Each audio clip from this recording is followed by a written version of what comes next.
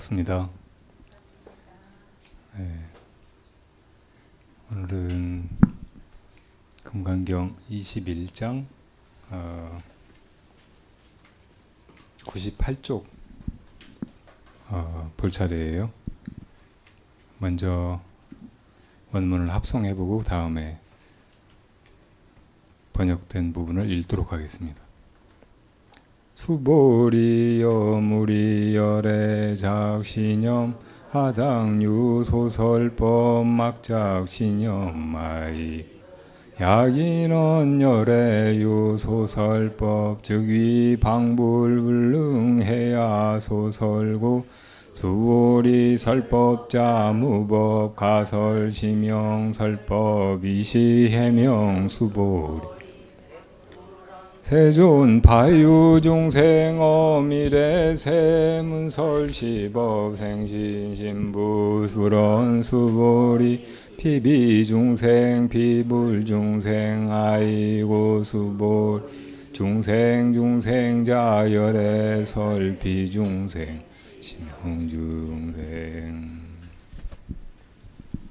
수보리여 그대는 어떻게 그대는 열애가 나는 설할 법이 있다는 생각을 한다고 말하지 말라. 이런 생각을 해서는 안 되느니라. 무슨 까닭인가? 만일 누가 열애께서는 설하신 법이 있다고 한다면 이 사람은 열애를 비방하는 것이니 내가 설한 바를 이해하지 못했기 때문에 그러는 것이니라. 수보리여 설법이라는 것도 사실은 설할 만한 법이 없는 것이거늘 그저 설법이라고 말하는 것일 뿐이니라. 그때 수보리 장로가 부처님께 여쭈었다. 세존이셔, 미래의 세상에도 열애께서 이 법을 설하신 것을 듣고 신심을 낼 중생이 조금이라도 있겠나이까? 부처님께서 말씀하셨다. 수보리여, 저들은 중생이 아니요 중생이 아닌 것도 아니니라. 무슨 까닭인가? 수보리여, 중생 하는 것이 사실은 중생이 아니라고 열애는 설하노니 오직 그 이름이 중생일 뿐이기 때문이니라. 금강경을 또 배우기 위해서 오셨는데 부처님이 이 금강경을 설하셔 놓고 사실은 내가 설법을 한다고 말하면 그건 열애를 비방하는 것이다. 열애에게는 설할 법이 없다고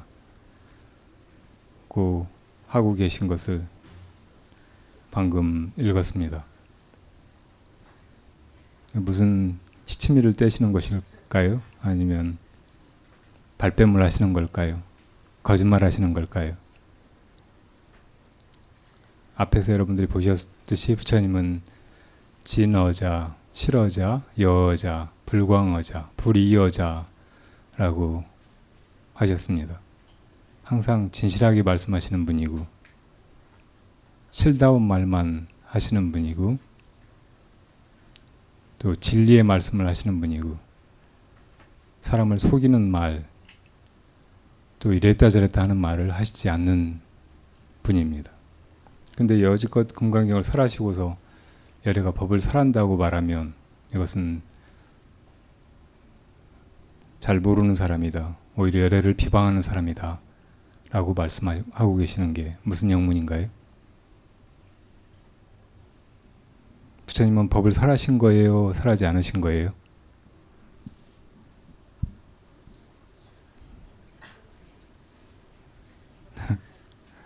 중얼중얼만 하지 누가 큰 소리로 자신 있게 말씀을 못 하시네요.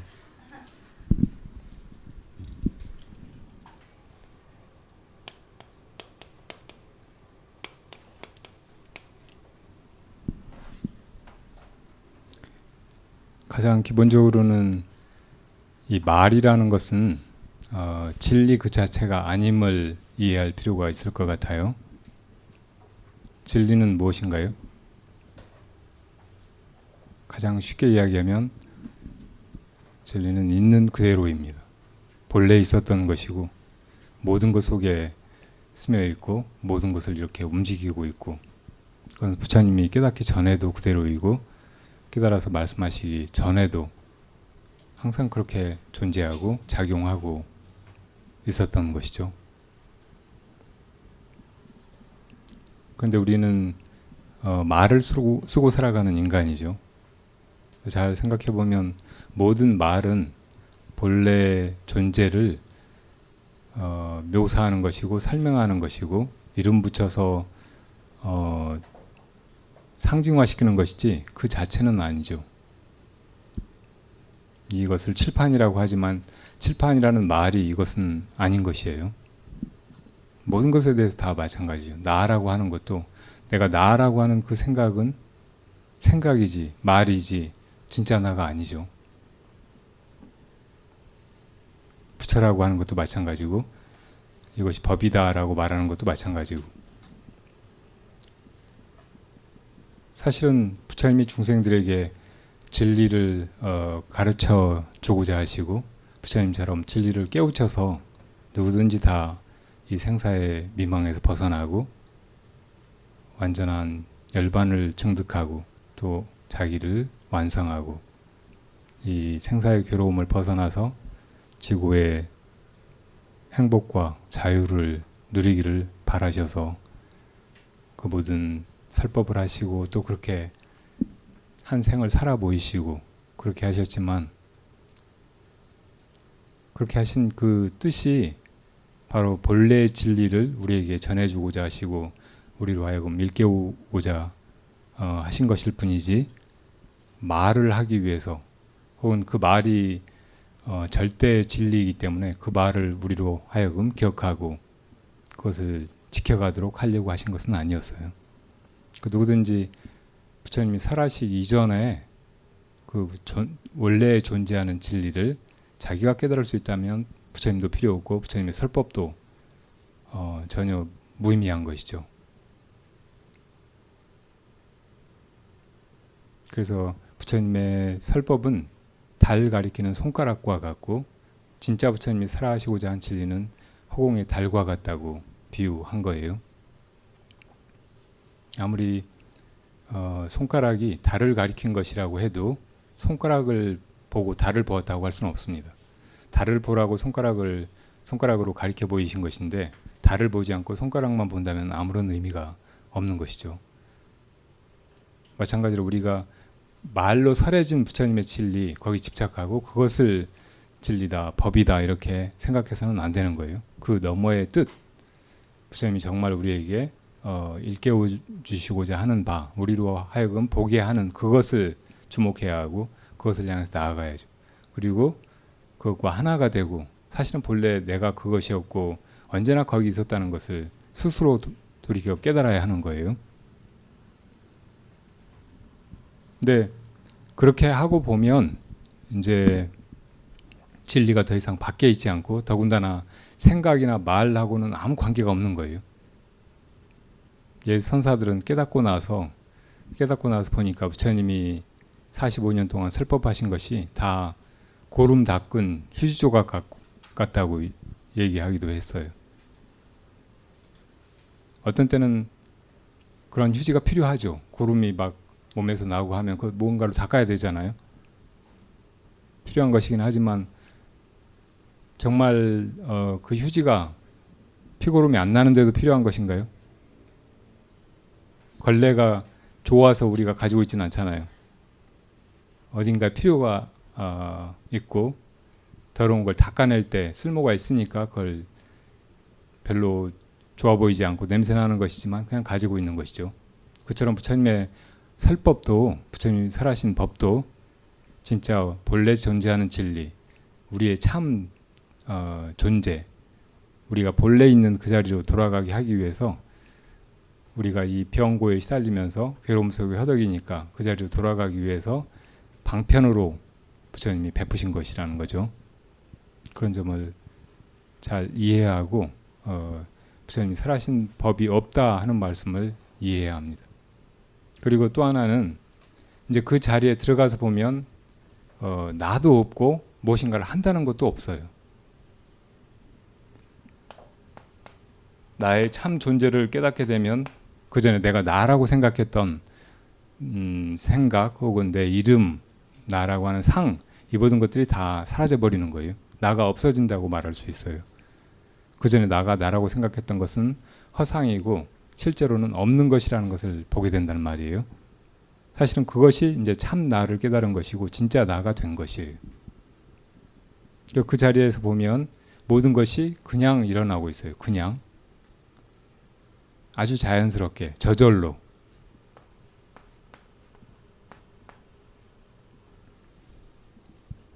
어떤 아기가 학교에서 시를 지으라고 하니까 어머니에 대해서 짓는 시였는데 한 줄 써놓고 그냥 나가는 거예요. 너 시 지었냐고 그랬더니 지었대요. 선생님이 보니까 나는 엄마가 좋다. 왜냐하면 그냥 좋다. 그냥 엄마가 좋은 이유를 생각해 보려고 하면 복잡하죠. 뭐라고 말하기도 힘들고. 근데 그냥 좋은 느낌, 그것이 바로 진짜 느낌이고 사실은 그것뿐이에요. 그게 더 진실한 것이고 말로 이래서 엄마가 좋고 저래서 엄마가 좋고 하는 건 다 생각을 통한 것이고 그것들은 자칫하면은 과장되고 가짜이기가 쉽죠. 우리가 본래 우리로 돌아가고 보면 거기에서 그냥 이 모든 일들이 다 벌어지고 있어요. 그 그냥이 그냥 저절로 이기만 한 것이 아니고 아주 자비롭고 정말 지혜롭고 조금도 빈틈없고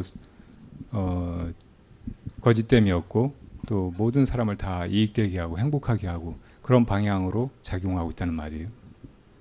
그러니까 부처님이 깨닫고 나서 중생을 건재하겠다 하는 마음이 일부러 내는 자귀의 마음이 아니고 부처님의 그 본래 마음에서 그냥 나오는 저절로 나오는 그런 마음인 거예요. 우리도 우리의 참 존재로 돌아가고 보면 우리가 본래 자비로운 존재이고 아주 지혜로운 존재이고 그래서 그 마음이 그대로 나서 이 모든 것을 하게 되는 거예요. 근데 그렇게 하게 되어도 한다는 느낌이 없는 거예요. 여러분 한다는 느낌 없이 하는 일 참 많죠. 엄마가 애기 젖줄 때 너 지금 젖 줘야 되니까 내가 지금 젖을 주고 네가 이거 먹고 빨리 자라가지고 그다음에 나한테 돈도 벌어다 주고 이렇게 생각하지 않잖아요. 그냥 주잖아요. 너무 자연스럽게. 또 내 몸 안을 보면 심장도 뛰고 수없이 많은 세포들이 생겨나고 또 죽어가고 온갖 신진대사가 일어나는데 이거 다 그냥 되는 것이지 내가 이렇게 해야지 해가지고 하는 거 아무것도 없어요. 다 그냥 무의에 가깝게 그냥 되고 있다고요. 그렇기 때문에 우리가 이렇게 그냥 일어나고 있는 일들에 대해서 과연 무엇이 하고 있을까 이렇게 생각하면서 신도 생각하게 되고 우연이라고 생각하기도 되고 하는 거죠. 사실은 이 모든 일들 그냥 일어나고 있는 이 많은 일들이 어디서 기인하는가 무엇이 하고 있는가 이런 문제로 종교가 고민해오고 여러 종교들이 생겨난 거예요. 그걸 신이 하는 것이다 이렇게 말하는 가르침들은 유신론이 된 거고 그런 거 없다. 그냥 우연히 저절로 어쩌다가 일어나는 일이다 이렇게 말하는 사람들은 무신론자가 되고 근데 불교에서는 이 모든 것을 무엇이 하고 있다고 말해요? 부처님이 하고 있다고 하나요? 네, 인연 따라 되고 있다고 말해요. 그냥이라는 말은 인연 따라라는 말이에요. 인연. 인과 연이 합해져서 모든 일이 되어간다는 뜻이에요. 원인과 결과의 상관관계 그리고 원인이 어떤 조건들을 만나서 모든 것을 다 변화시켜가는 그런 일련의 흐름 속에서 이 모든 일들이 존재하고 벌어지고 있다는 뜻이에요. 그러니까 이 인연이라는 말이 사실은 불법이라는 말이고 또 우리가 깨달으려고 하는 우리 안의 불성, 내 참 존재라고도 말할 수 있어요. 그러니까 이것을 어떤 때는 부처님이라고도 할 수 있다고. 부처님이 법을 보는 자는 열애를 보고 열애를 보는 자는 법을 본다 이렇게 말씀하셨고 그때 법이란 바로 인연법이에요. 그러니까 인연을 아는 사람이 바로 부처님을 안다고 할 수 있다고. 이 모든 일들이 다 인연 따라 되어간다는 말은 이 모든 일들이 다 부처님에 의해서 부처님의 일심 속에서 되어가고 있다는 것과 같은 말이에요. 뭐 다른 종교들에서 신을 이야기하기도 하지만 엄밀히 이야기하면은 다 같은 의미예요. 우리가 신의 존재를 보지도 못하고 참으로 느끼지 못하면서 신화에 나오는 이야기, 남들이 해주는 말을 듣고 신에 대해서 어떤 개념을 가지고 있고 그런 신이 존재하느니 마느니 하고 논쟁을 하기도 하고, 하지만 실제로 진리의 눈을 뜨고 보면 뭐 그런 인간 말고 다른 세계, 우리보다 높은 세계에 존재하는 그런 존재들이 없다는 것은 아니지만 이 궁극적인 행위자로서의 그 참 존재는 그런 신들이 아니에요. 우리가 대상으로 볼 수 있는 그런 타자가 아니라고요. 그건 바로 그냥 이 모든 것을 해가고 있는 인연일 뿐이에요. 인연이 곧 신이라고도 말할 수 있어요. 이슬람교도들은 누가 뭘 물을 때 긍정의 대답으로 인샬라 이렇게 대답을 많이 해요. 커피 한 잔 드릴까요? 인샬라. 저 지금 거기 가도 될까요? 인샬라. 인샬라는 신의 뜻대로 그런 뜻이래요. 신이 원한다면, 신이 허락한다면 그런 뜻이에요. 이슬람 교도들이 다 신을 만나본 거 아니에요. 알라 신이 있는지 없는지 사실은 확신할 수 없어요. 그런데 이 모든 걸 다 인연 따라, 인연에 맡기고, 인연이 된다면 그렇게 와도 된다 이렇게 말한다면 조금 더 어색한 게 아니잖아요. 진짜 인연대로 되어가는 것, 이것이 바로 뭐 신의 뜻이라고 보면 그대로 그냥 그렇게 볼 수도 있는 거예요. 그건 하나의 그 개념의 문제 혹은 사고의 차이지, 신이 있느냐 없느냐 가지고 논쟁하고 신을 믿어야 되느냐 말아야 되느냐 가지고 서로 싸우고 할 그런 문제가 전혀 아닌 거예요. 그냥 말의 차이일 뿐이라고. 인연을 신이라고 부른다면은 너무 까마득한 거리가 있는 것 같지만 잘 깊이 들여다보면 그게 조금도 다른 말이 아니라고. 어떻든 이 모든 것들이 다 그렇게 인연 따라 되어가는 그 흐름에 맡기고 그것과 완전히 동화되고 그랬을 때 자기가 바로 그 인연이고 자기가 바로 신이고 자기가 바로 부처님이라고 말할 수 있어요. 그래서 그것을 성불한다고 우리는 말하죠. 성불해서 중생을 교화한다 이렇게 말하는데, 이 중생을 교화하는 것이 다 내가 그렇게 한다라는 생각을 가지고 일어나는 자귀가 아니고 그냥 무의심으로 벌어지는 거예요. 성불하고 보면 자기 안에 그 자비로운 마음이 항상 중생을 살피고 돕고 바르게 이끌고, 그렇게 해서 자기가 잃은 그 마음의 완전하고 편안한 그 자리에 다 이르게 하는 거예요. 그러니까 부처님이 금강경도 설하시고 또 아함경도 설하시고 화엄경도 설하시고 수많은 경전을 설하신 것 같지만 사실은 내가 그렇게 한다, 중생을 제도하기 위해서 이렇게 한다, 그런 상이 조금도 거기 들어가 있지 않은 거예요. 화엄경을 가장 높은 경전, 대승의 모든 가르침이 다 원융하게 녹아있는 원교, 일승의 가장 완전한 가르침 이렇게 말하는데, 화엄경 보면 부처님이 법은 이런 것이다, 이렇게 살아야 한다, 이렇게 해야 이 생사의 괴로움에서 벗어나서 피안에 이른다, 그런 말씀을 하시는 게 아니에요. 부처님은 그냥 깨달음에 이르러서 그 선정 속에 그 열반의 세계에 계시기만 할 뿐이라고. 화엄경이 정말 방대한 경전이기도 한데 그 많은 가르침들은, 말씀들은 다 부처님이 하신 게 아니고 다른 수많은 보살 또 불자들이 주고받은 법문답이에요. 그게 이제 상징적으로 함의하는 바가 진짜 진리의 세계는 말에 속하지 않고 존재의 영역이다.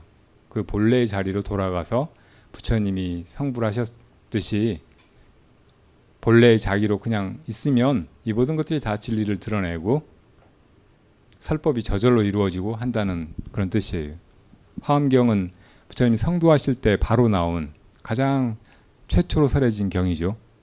근데 부처님이 나중에 경을 다 설하시고 나서 말을 떠나서 진리를 바로 드러내신 것을 선이라고 하는데, 선도 철저하게 언어도단, 심행처멸, 그러니까 말길이 끊어지고 마음이 움직여서 망상을 지어내고 마음으로 헤아려서 뭘 알아보려고 하는 것을 다 끊어버린 그 세계를 말하거든요. 그러니까 있는 그대로의 존재의 차원의 그 진리로 바로 개합해 들어가고 거기서 바로 나오는 것이, 작용되는 것이 바로 부처님의 마음을 바로 깨달은 그 선의 세계예요. 그 세계에서도 철저하게 배격하고 있는 것이 생각하는 것, 상이나 형상을 쫓아가는 것, 말에 떨어지는 것이죠. 그걸 떠나서 바로 부처님의 마음에 뛰어들면, 거기 개합하기만 하면 그 마음이 그대로 작용해서 언제나 지혜롭게 자비롭게 작용하고, 그것이 이제 중생을 제도하고 그대로 법이 된다는 말이에요. 그 자리에 들어가 보면 법 아닌 것이 아무것도 없어요. 화엄경에서 부처님이 일체 이 세상의 모든 것이 다 진리의 현현이고 바로 법이고 모든 것이 다 원융하고 완전한 존재의 진리라고 말씀하시듯이, 이 우리 마음을 깨닫고 보면 지금 여기 벌어지고 있는 것들, 저 전등이 빛을 발하고 제가 여기서 뭐라고 떠들고 밖에 차 소리가 들리고 여러분들이 지금 여기 앉아 있고 가끔 허리 아픈 생각이 들기도 하고 집에 두고 온 애가 생각나기도 하고 뭐 그런 것도 다 진리란 말이에요. 어떤 거 하나도 뺄 것이 없어요. 그러니까 이것은 완전한 긍정의 세계예요. 우리가 지금 이렇게 고통 속에 있고 진리의 길을 잘 가려야 하고, 그래서 이 고통에서 벗어나야 된다고 생각하면 가릴 것도 많고 벗어나야 될 것도 많고 한 것 같은데, 그 부정의 과정을 통과해서 끝까지 가보면 마지막에는 모든 것이 다 있는 그대로 진리이고 다 존재하는 그대로가 가장 아름답고 완벽한 모습인 거죠. 절대 긍정의 세계에 도달하는 것입니다. 그러니까 이 화엄의 세계나 선의 세계는 온갖 분별과 망상을 지나서 존재의 차원에 있는 절대 긍정의 진리의 세계라고 말할 수 있어요. 그러니까 그런 세계에 들어가 보면 다른 사람이 보기에는 부처님이 이런저런 모습을 가지고 이 세상에 몸을 놔두신 것처럼 보이고, 또 수없이 많은 가르침을 쉴 새 없이 베푸시는 것처럼 보이고, 또 어떤 때는 이것은 옳다 저것은 옳지 않다 하고 판단하시고 분별하는 것처럼 보이지만, 부처님 당신의 심경에서 보면, 우리가 그 자리에 돌아가서 보면은 아무것도 하는 바가 없는 거예요. 완전한 무의의 마음, 무의심 가운데 있는 것이죠. 우리가 세상에서 하는 것이 있고 가진 것이 있고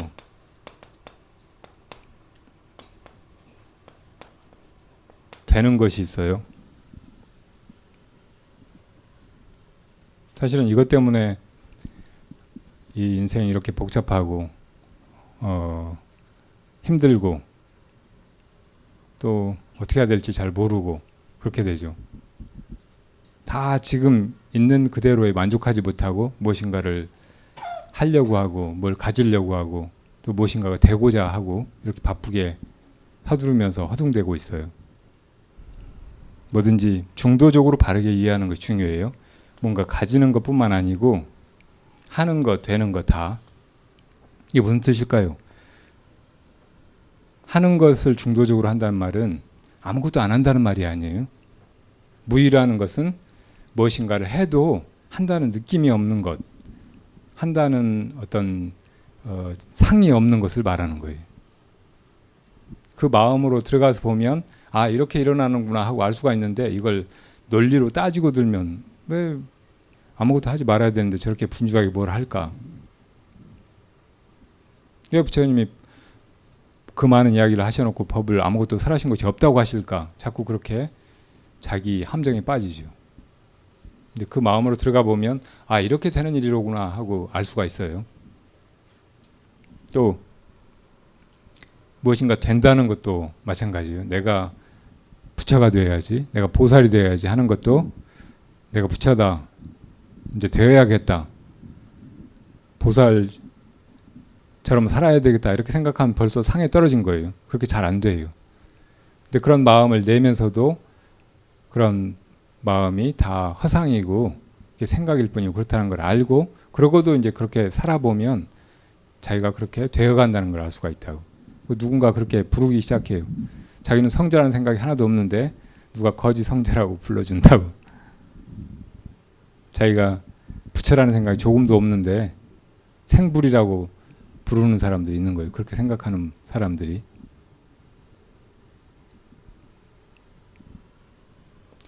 중도라는 것은 말에 있는 게 아니고 진리의 자리에 있는 거예요.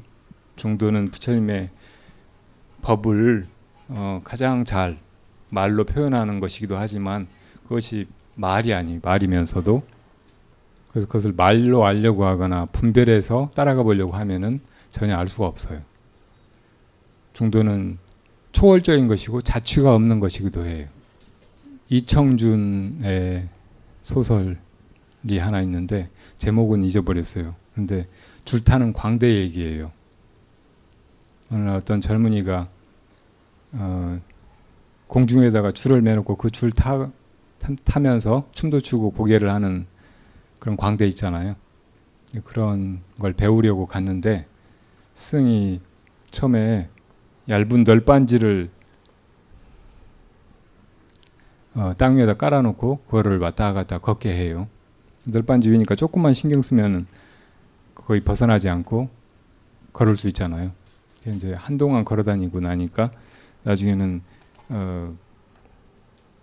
강목, 그러니까 얇은 나무 막대기 위를 걸어다니게 해요. 그러니까 그건 조금 더 어렵죠. 자칫하면 넘어지고 벗어나고 떨어지고 할 테니까. 그렇게 하고 난 다음에 이제 줄을 바닥에 깔아놓고 그 위를 걷게 해요. 그건 이제 훨씬 어렵고 중심을 잘 잡아야 되겠죠. 한동안 그렇게 이제 해서 아주 익숙해졌어요. 거의 이렇게 신경 안 써도 그냥 편안하게 줄 위를 이렇게 한쪽으로 삐그러지지 않고 걷게 된 거예요. 그때 스님 와서 물었어요. 요즘에는 줄 타는 게 어떠냐? 그러니까 줄이 큰 길처럼 보입니다 하고 대답했어요. 자신 있게. 아직 멀었다. 더 해라. 그래서 이제 계속 거기를 더 걸어 다녀요. 그러다가 어느 날 이제 스님이 또 물었어요. 요즘에는 줄 타기가 어떠냐? 줄이 안 보입니다. 됐다고. 그러면서 이제 장대를 세워가지고 거기다 줄을 매고 그 위를 걸어보게 해요. 그러니까 하나도 다르지가 않은 거예요. 무섭지도 않고. 줄이 안 보여야 되는 거예요. 이것이 중도다 하는 상이 없어야 돼요. 우리 지금 자유롭게 이 반드시 서 있을 수 있잖아요. 근데 이것도 정말 많은 중도의 연습을 해가지고 겨우 터득한 거예요. 우리가 잊어버린 어린 시절에. 인형 하나 만들어가지고 사람처럼 이렇게 만들어서 서 있게 하려면 참 힘들어요. 더군다나 이렇게 움직이면서 중심을 잡게 하는 건 굉장히 어려울 거예요. 저 로마 병정 같이 인형, 사람 인형 만들어가지고 신발을 크게 하잖아요. 중심 잡기가 힘드니까. 근데 나중에는 발끝으로도 설 수 있고 한 발로도 설 수 있고 어떤 사람들은 한 발 끝으로도 서 있을 수 있을 거예요. 발레하는 사람들. 또 어떤 사람들은 물구나무를 통달해 가지고 손 짚고 물구나무를 샀다가 나중에 손을 떼고 그냥 머리만 대고 서 있는 사람도 있어요. 비보이 같은 사람도 그렇게 잘 있더라고요. 그렇게 오래 연습하면 나중에는 그렇게 서 있는다는 느낌이 없는 거예요. 물구나무 서 있다. 혹은 중심을 잡아야지 이런 생각조차 없는 거예요. 그냥 중심을 잡는 것이 너무 자연스럽고 한다는 생각 없이 저절로 되게 되는 거예요. 진짜 중도는 바로 거기 있다. 외나무 다리를 건너간다 그러면은 처음에는 그게 너무 좁고 위태로워 보이고 자칫하면 밑으로 떨어질 것 같잖아요. 그런 생각을 하고 거기를 건너가면 아직 충분히 중심 잡는데 숙달되기 전에 그렇게 건너가 보면 100이면 100 다 떨어져요. 중도의 길을 간다는 게 그렇게 어렵다고. 근데 연습하고 해서 완전히 통달하면 거의 이게 외나무 다리라는 생각도 없이 내가 간다는 생각도 없이 건너간다고. 대로처럼 보여가지고 자유롭게 걸어가는 게 아니고. 여러분 자전거 배워서 자전거 타다 보면 이런 경험을 할 수 있어요. 좁은 길을 자전거 타고 가요. 아주 좁은 길, 뭐 시골 논길 같은데 지금은 이제 논길도 차가 다니고 하지만 옛날에는 사람만 다니는 그런 길이 있었어요. 오솔길처럼. 근데 거기 돌멩이가 하나 있어요, 가운데. 근데 이 돌을 넘어가다 보면 넘어질 수 있잖아요. 그래서 저걸 피해야 된단 말이에요. 근데 자전거 바퀴는 아주 좁아요. 이렇게 좁아서 얼마든지 이쪽으로든 비켜갈 수가 있다고. 근데 자전거 타는데 익숙하지 않으면은 하다가 자전거 두 바퀴가 다 여기로 지나가요. 그렇게 하려고 하면 정말 힘들 거예요. 왜 이런 일이 일어날까요? 우리 마음속의 심리가 이상해서 뭘 하지 말아야지 하고 강하게 집착하면 오히려 그렇게 돼버려요. 마음속에 반작용 같은 게 생겨가지고 이런 이치를 불면증 치료하는 데 쓸 수 있어요. 대부분 불면증 환자들이 잠을 자야지 하는데 너무 집착해서 잠을 못 자는 거예요. 잠자는 거는 모든 생명체에 저절로 일어나는 현상이에요. 다 그런 능력을 뭐 능력이라고 할 것도 없이 그냥 가지고 있다고. 그런데 무슨 일로 굉장히 피로하고 빨리 쉬어서 내일 이 피로를 잊어버리고 일을 자연스럽게 해야 되는데 생각하면은 빨리 자야지 하는 생각이 강하게 머릿속에 자리 잡고 나중에 거기에 이제 강박적인 집착이 생긴다고. 빨리 자야 되는데 왜 잠이 안 오지? 자야 되는데 뭘 해야 잠이 오지? 막 이렇게 생각하면 이제 병이 되는 거예요. 불면증이. 온갖 방법을 다 써봐도 불면증을 떨치기가 힘들어요. 근데 이때 좋은 방법이 안 자려고 하는 거예요. 자전거 타고 갈 때 앞에 이 돌이 있다 그러면 이걸 피하는 아주 좋은 방법은 이 돌 위로 지나가려고 하는 거예요. 저 돌 위로 두 바퀴 다 지나가야지 하고 가보면 지나가기가 사실은 굉장히 힘들어요. 확률적으로도 거의 그렇게 될 가능성이 없어요. 그래서 이제 그냥 아주 자연스럽게 피해가게 된다고. 그러니까 잠이 막 안 온다 하면은 자야지 하지 말고 안 자고 뭐 해야지, 아주 중요한 책 봐야지, 화두 들어야지, 염불이라도 해야지, 이렇게 하고 있으면은 언제 자는지 모르게 잠이 든다고. 아주 간단한 거예요. 마음의 원리를 이해하고 보면 본래 우리 마음이 그렇게 되어 있으니까 그렇게 된다고요. 중도를 잘 실천해 가는 것도 중심을 잡아야지 막 그렇게 하는 게 아니고 작은 거부터 실천해 가고 하면서 그렇게 쌓여서 나중에 초월적인 마음으로 저절로 되도록 해야 된다고. 무의심으로 그냥 되도록 해야 된다는 말이에요. 뭐 연습할 수 있어요. 외나무 다리를 건너갈 때 필요하면은 장대 같은 걸 쓸 수도 있다고. 장대를 써서 외나무 다리 건너가는 방법 아세요? 장대를 이렇게 들고 있으면 가운데를 잡고 있으면 이제 중심이 잡히잖아요. 근데 오른쪽으로 떨어지려고 한다. 그럴 때 우리는 본능적으로 왼쪽으로 몸을 기울이려고 한다고. 근데 몸만 가지고는 잘 안 되니까 이 막대기를 한쪽으로 누르게 되는 거예요. 그럼 막대기 힘이 자기 몸을 일으켜 주는 거예요. 오른쪽으로 떨어지려고 하면 또 이제 자기도 모르게 장대를 그렇게 하고. 그러니까 장대 하나만 가지고 있으면 아주 쉽게 외나무 다리를 건너간다고. 그러니까 부처님의 법은 그런 장대와 같은 것이에요. 꼭 필요한 건 아니에요. 아주 익숙해지면은 필요치 않은 것이고, 여기 부처님이 설하신 것이 아무것도 없다라고 말씀하시듯이 중생에게 병이 없고 중생의 고통이 없다면, 중생을 구제할 일이 없다면 부처님이 법을 설하실 일이 없다고. 근데 우리가 병 중에 있고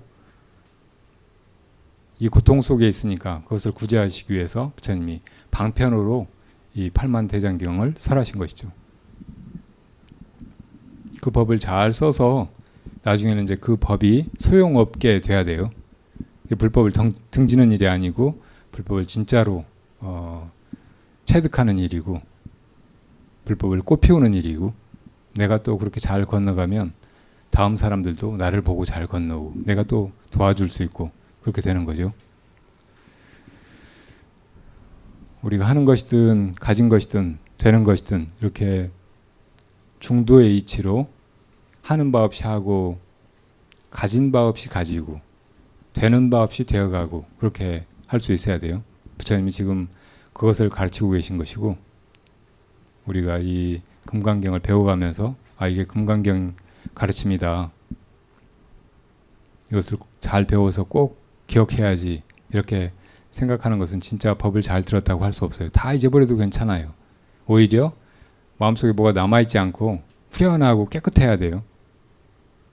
그게 오히려 금강경을 잘 배운 것이고 마음속에 아무런 상도 남아있지 않고 본래 그 깨끗한 자기 마음으로 보시도 행하고 반야바라밀도 행하고 하는 바 없이 그렇게 해갈 때 진짜 금강경을 잘 배웠다. 이것이 내 것이 되었다 말할 수 있는 거겠죠. 보면 마지막에는 해명수보리, 해명은 부처님의 지혜의 목숨을 이은 존귀한 제자라는 뜻이에요. 우리가 부처님으로부터 배우려고 하는 것은 부처님의 그 대지혜죠. 그리고 불법을 이 세상에 이어가고 또 우리가 그것을 체득하고 뒷사람들에게 이어주고 하려고 하는 것이 해명을 이어가는 일이에요.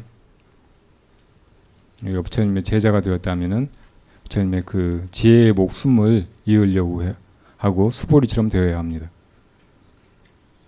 그래서 그 해명 수보리가 뒷세상의 중생들이 과연 이렇게 어려운 논리나 생각으로는 따라가기가 힘든 부처님의 말씀을 듣고 거기에 믿음을 낼 수 있을까 걱정하는 거죠. 그러자 부처님께서는 그 생각도 버리라고, 네가 중생이라고, 뒷날의 중생, 박복하고 지혜도 모자라고 한 중생이라고 생각하는 그런 중생이 사실은 중생이 아니다. 그건 네 생각일 뿐이고 네가 그렇게 생각하니까 그런 것 같고 그런 중생들이 있는 것 같지, 사실 부처님의 그 마음에 돌아가 보면 모든 중생들이 다 그 부처님 마음을 가지고 있고 본래 지혜롭고 본래 자비롭고 거기에서 모든 이 법이 이렇게 쏟아져 나오고 있고 그것이 작용해서 서로 돕고 같이 행복하고 해가는 거잖아요. 부처님 눈으로 보면 부처님 아닌 존재가 아무도 없는 거죠. 그런 생각을 할 필요가 없다. 중생이라고 하는 것이 진짜 중생이 아니고 그 중생의 마음이 바로 부처님의 마음이고 중생이라고 부르는 것은 그 이름이 그럴 뿐이다 라고 깨우쳐주고 계십니다. 우리가 항상 나는 어떤 존재다, 또 나는 무엇을 하고 있다, 또 이런저런 조건이나 이런저런 소유, 관계 속에서 있다, 이런 생각을 지우지 못하고 살고 있잖아요. 이게 바로 중생이에요. 그러니까 그런 상에서 벗어나야 돼요. 내가 무엇이다 하는 그런 상에서 다 벗어나서 나는 아무것도 아니다, I'm nothing, 그런 마음으로 살아가야 정말 당당하고 자유롭고 편안하고, 내가 무엇을 가지고 있는 게 아니고 나 아무것도 없다, 아무것도 필요 없다, 이런 마음으로 살아야 아주 홀가분하고 걸림없고 또 아주 지혜롭게 살아갈 수 있어요. 또 내가 무엇이 되어야지, 이제 나이 들어가고 늙은이고 이렇게 보잘것없는 인생을 살았는데 그래도 뭔가 돼야 되지 않을까, 이런 생각이 있으면 안 돼요. 그냥 본래 여러분으로 돌아가기만 하면 여러분 마음이 그대로 부처님 마음이기 때문에 그것이 무엇인가를 항상 하고 더 무엇이 될 필요가 없어요. 아무것도 아니지만 아무렇지도 않아요. 여러분 뭐가 되시려고 하세요?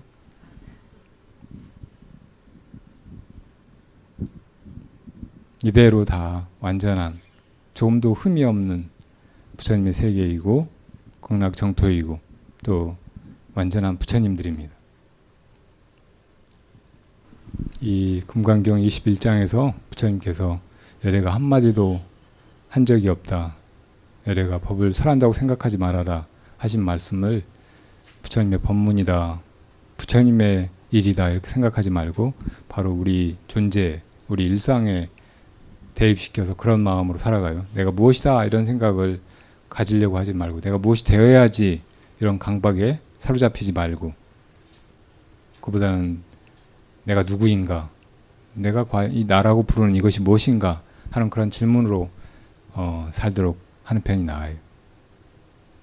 내가 무엇인가 한다 이런 생각이 항상 사로잡혀서 허둥지둥하고 바쁘게 살고 정신없이 그렇게 세월만 보내지 말고 진짜 무엇이 이렇게 하는가, 무엇이 이렇게 이 하루를 살고 이렇게 바쁘게 무엇인가를 쫓아가고 이것을 한다고 생각하는가 하고 물어요. 그렇게 물으면서 그렇게 하고 있는 자가 아무도 없다는 것을 깨달으세요. 그렇게 함으로써 정말 편안해지고 지치지 않게 되고 그러면서도 이 모든 일들이 다 원활하게 아무런 장애 없이 모든 사람을 다 행복하게 하면서 그렇게 이루어져 가고 있다는 것을 발견하도록 하세요. 뭘 가지려고 밖에 무엇인가를 얻으려고 거지처럼 이렇게 딱하게 그렇게 초라하게 구걸하고 다니지 말고 그냥 지금 내가 무엇인가 이렇게 묻고 지금 바로 지금 잘 물으면은 항상 답은 그 속에 있어요. 생각으로 떠오르는 답 말고 우리 존재로 그 답이 나타나요. 내가 달라지는 걸 스스로 알 수 있어요. 이대로 그대로 편안하고 이대로 깨어나고 이대로 따뜻해져 가는 것을 알 수가 있다고. 자, 그렇게 행복하게 살아가시기 바랍니다. 다음 시간에 뵙죠.